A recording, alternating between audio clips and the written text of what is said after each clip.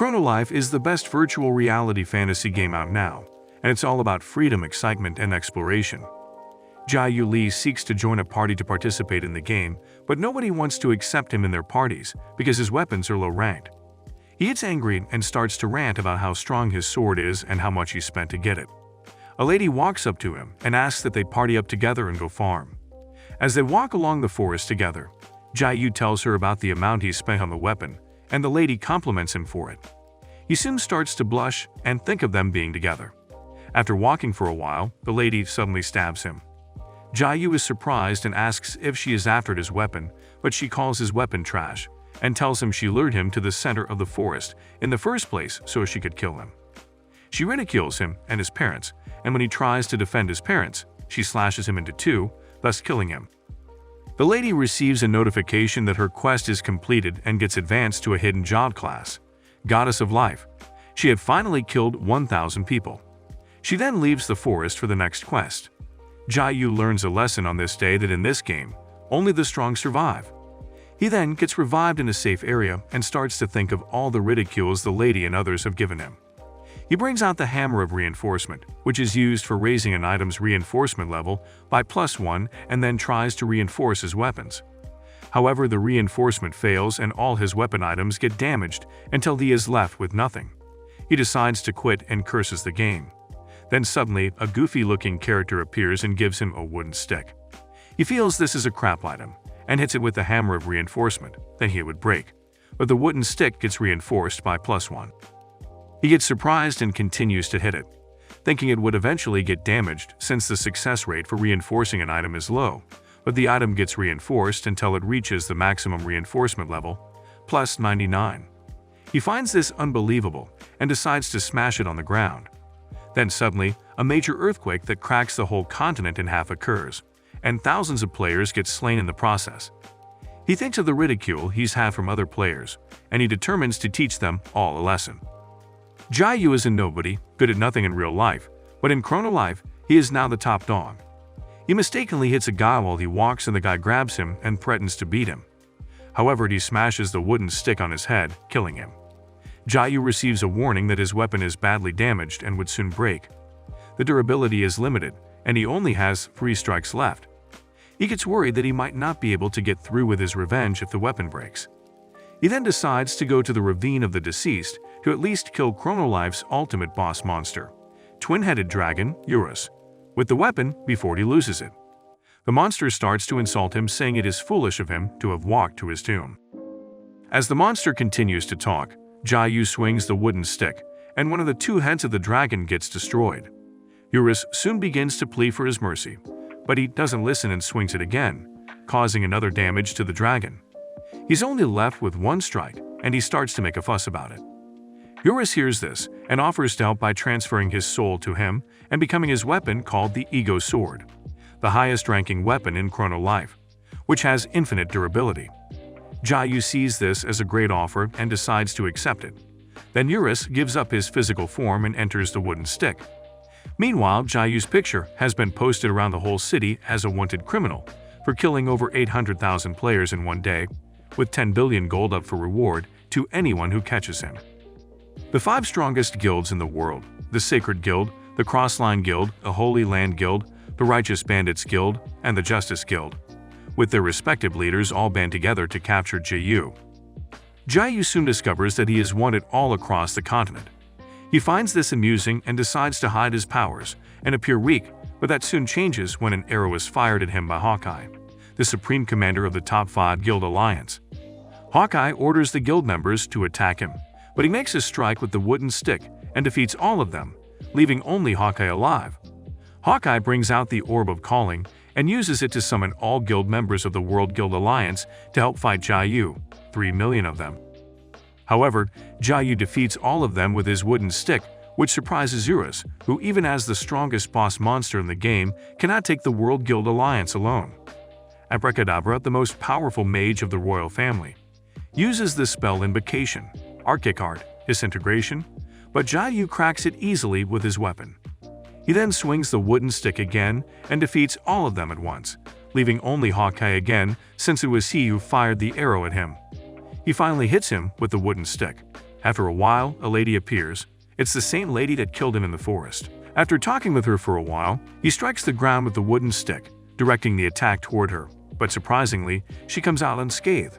She acknowledges that he has gotten stronger, however, she says that it's still not enough to kill her, because she is now a goddess of life. Jiayu attempts many more attacks, but they are all futile, and she tells him that no matter how stronger he becomes, he still won't be able to kill her. He then steps away from her and attempts to swing the wooden stick with all his power. She emphasizes again that he won't be able to kill her no matter what he does, but he tells her that he would destroy the entire planet, then if he can't directly kill her. She suggests to him that it would be his death also if he destroys the entire planet, and he replies that he's got nothing to lose. She tries talking him out of it, but he eventually strikes the ground and the whole planet crumbles. Suddenly, at the virtual reality capsule room, players start complaining that they got kicked out of Chrono Life. They soon receive a notice from the Chrono Life staff that servers are down and currently under maintenance. Meanwhile, Jiayu sees himself in a strange place full of computer codes. A stranger walks up to him asking why he destroyed that planet, his mom's favorite place. The stranger introduces himself as a god. He tells Jiayu that it's just two of them left in Chrono Life, and Jiayu gets excited that he has finally gotten his revenge. He soon gets logged out from Chrono Life, and he comes out of the virtual reality machine wondering what just happened. A strange man walks up to him with some other men and tells him that he is there to take away his wooden stick. He takes Jiayu to the eatery and soon introduces himself as Dukbui Choi, the CEO of Chrono Life. He tells Jiayu that they noticed a bugged item in the game and have come to take it away.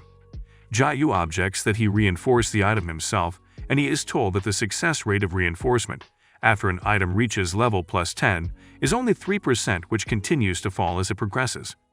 He concludes that there was no way he could have reached +99, so it could have been due to a bug. Dukbui later realizes that the wooden stick wasn't a bug and decides not to interfere with the game as they'd previously planned.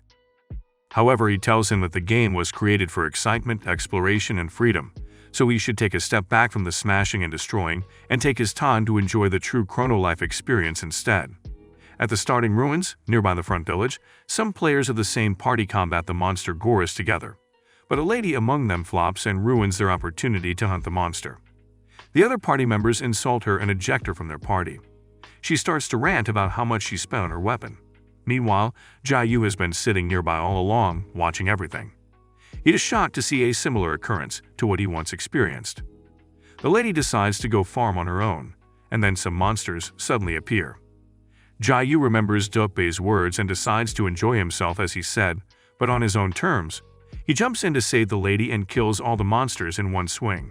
He then asks her if she would like to join his party. She declines, telling him she doesn't play with noobs, and then walks away. Meanwhile, there's a controversy in the Chrono Life gaming community. Everyone is discussing the mass killing of the 800,000 in the first wave and the 3 million in the second wave, with everyone also wondering who could have been capable of this. Jiayu is tagged Chrono Life's most powerful player. Some disagree, stating that it is a bug in the game or that the player is using a hack, and they start to appeal to the Chrono Life staff to delete such player's account and completely ban him from playing. Chrono Life staff soon releases a notice stating that after much investigation, they discover that the player is normal, just like every other player. This shuts everyone's mouth and eventually ends the controversy. Jiayu starts to walk after the lady, but she gets angry and tells him to back off. Jiayu is surprised that someone he just saved with just a swing of his wooden stick is calling him a noob. Her eyes were closed while he saved her. Jiayu sees this as an opportunity to hide his powers and finally live his secret op persona life. He then calls her a pro and tells her to help boost him by allowing him to join her party and killing boss mobs for him.